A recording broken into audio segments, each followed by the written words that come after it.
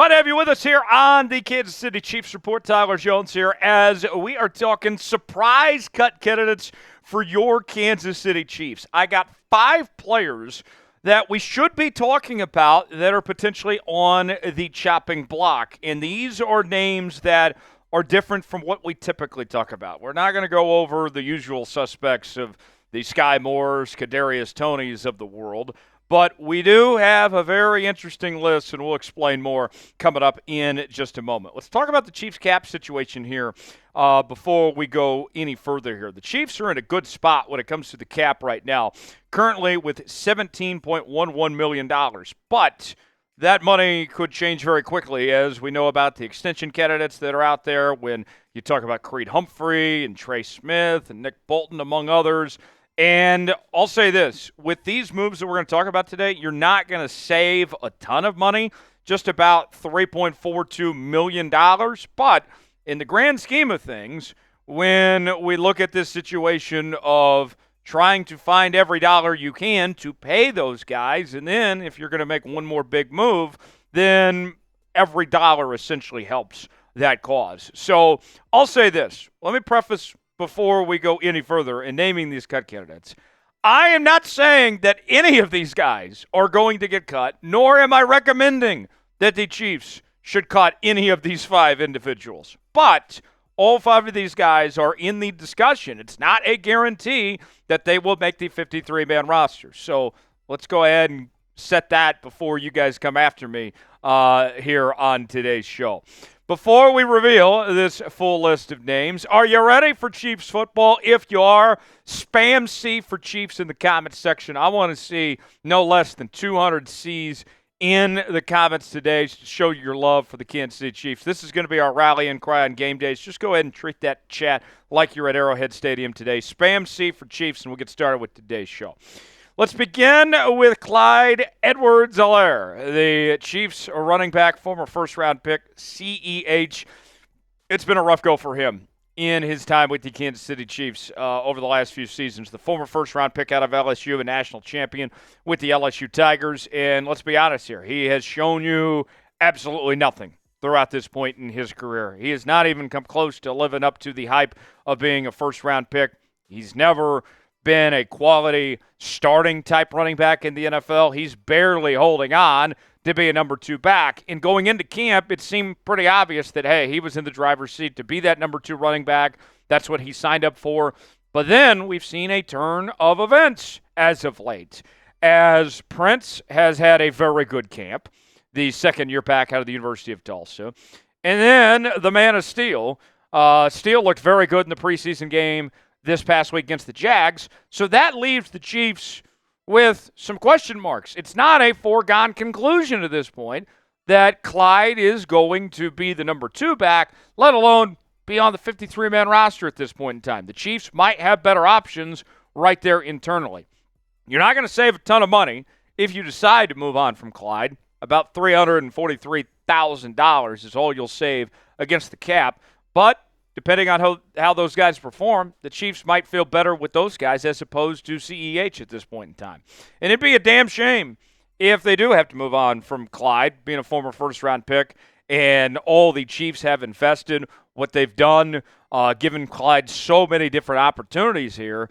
But the truth of the matter is that he's just done nothing at this point. And so if the Chiefs ultimately decide that, hey, this is what we got to do, it's a business decision. You got to go with the best man. I would hate to lose Prince or Steele potentially because you kept this guy around. If those guys are playing at a high level and outplaying Clyde, then you had to do what's best for this team. And we'll see how things unfold for the next couple of weeks. Maybe Clyde potentially steps up with these next 2 preseason games here, but we do have a competition over these next couple of weeks before we get to roster cut-down day.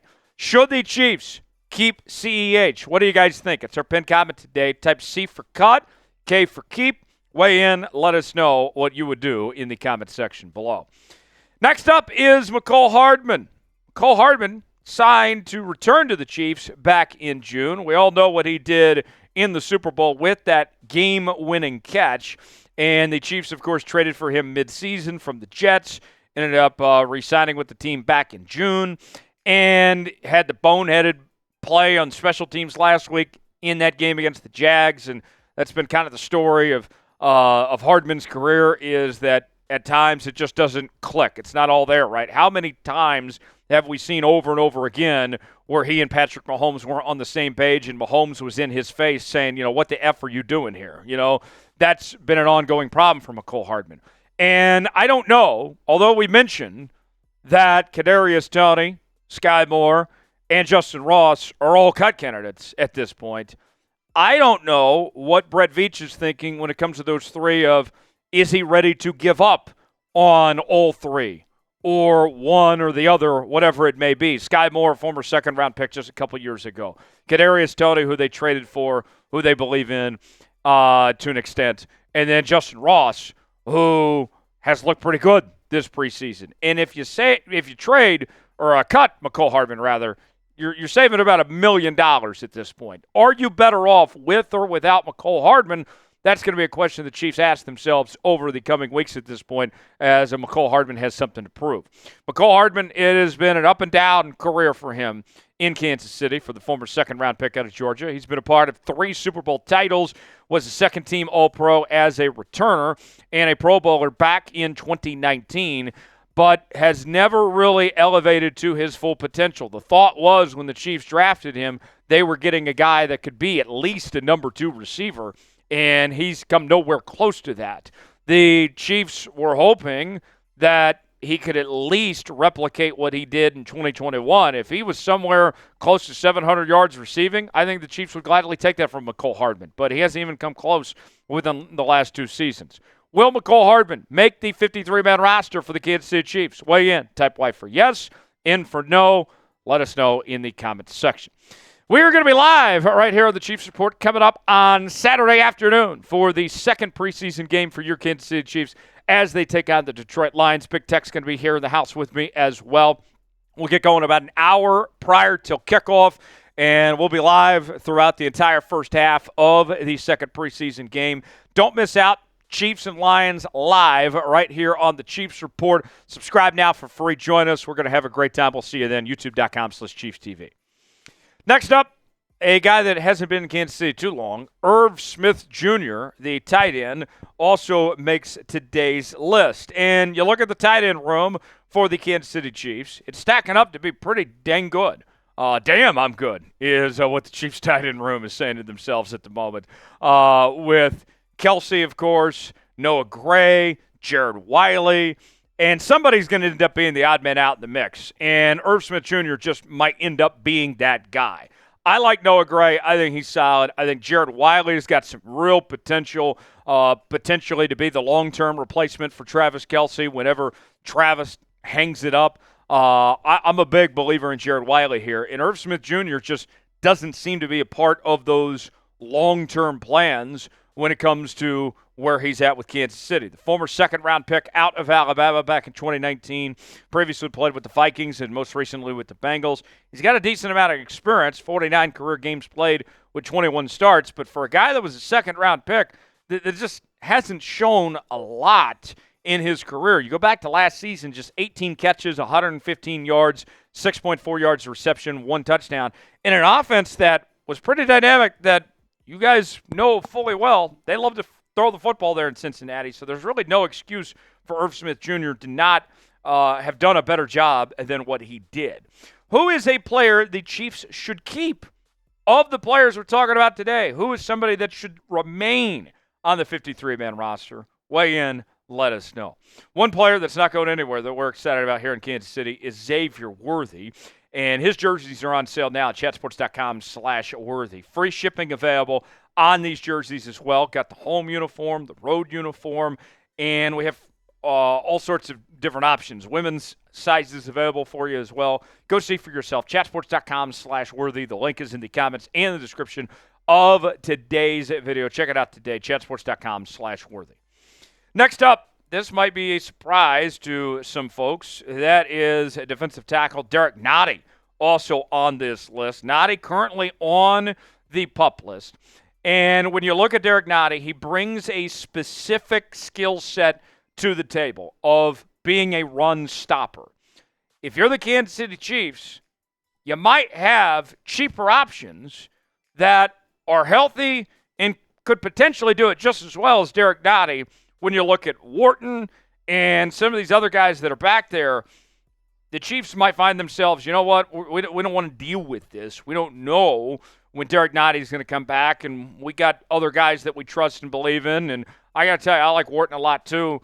You can save about $210,000 against the cap. Not a ton of money, but it's at least worthy of a discussion when you have those other pieces that are cheaper than Derek Doughty at this point. Doughty, a third-round pick out of Florida State, three-time Super Bowl champion, a lot of experience, 98 career games played with 86 starts. But when will he make his return? That remains to be seen at this point, as we're all just kind of waiting from here on out when he will come back right now. You look at his career stats, 4 total sacks, 7 QB hits, 1 forced fumble. He's never been a guy to really get after the quarterback much. His game has always been run defense.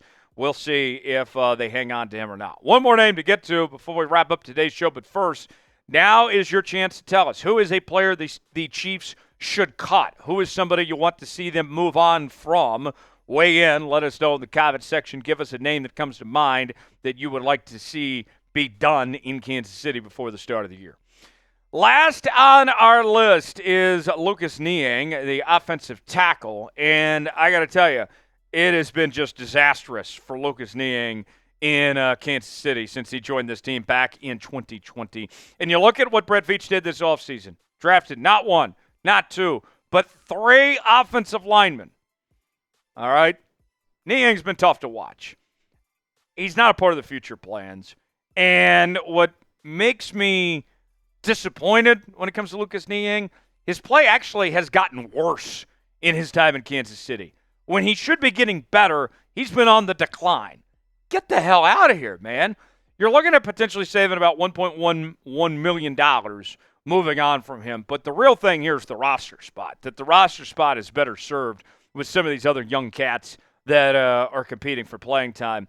And for me, it was a real red flag back in 2020 when Lucas Niang, as a rookie, opted out the COVID season and said, no, I'm good.